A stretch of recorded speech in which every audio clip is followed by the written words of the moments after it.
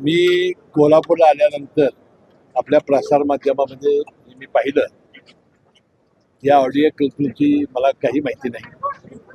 मी गेल्यानंतर माहिती घेण्याचा प्रयत्न करेन, परंतु आज उपमुख्यमंत्री सुनेत्रा पवार बहिणींनी यांच्या वतीनं सूत्रांनी जाहीर केलं की बाबा आम्ही लवकरात लवकर कोर कमिटीची बैठक घेऊन आपल्या पक्षामध्ये हा जो जे मतभेद चालू आहेत ते आम्ही निश्चितपणे संपवून वाटतं सुनेत्रा पवार बहिणी या सगळ्या हे पहिल्यातलं वादळ ठरेल आणि वादळ शांत होईल. पण पहिल्यातलं वादळ असलं तरी अजित पवार यांच्या संदर्भात आक्षेपार्ह वक्तव्य त्या ऑडिओ क्लिपमध्ये आहेत अशा पद्धतीची चर्चा आहे.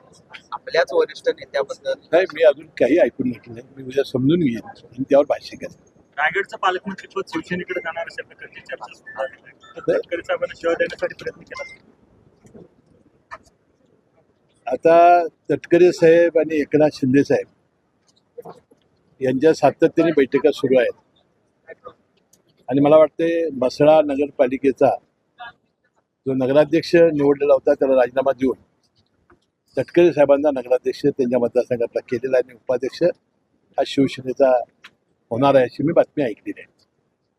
मला वाटते शिवसेना आणि राष्ट्रवादीचं रायगडमधील भांडण हे लवकरच संपेल आणि एकनाथ शिंदे साहेब आणि तटकरे साहेब यासाठी प्रयत्न करतात. या सगळे पक्षातले हे सगळं ऑडिओ क्लिपचं प्रकरण पाहता येणाऱ्या मंत्रिमंडळ विस्तारामध्ये आदित्य तटकरेंचं पद काढून घेतलं जाईल अशा पद्धतीचा एक दावा रोहित पवारांनी केला. आता रोहित पवारांचा आणि आमच्या पक्षाचा काही संबंध नाही.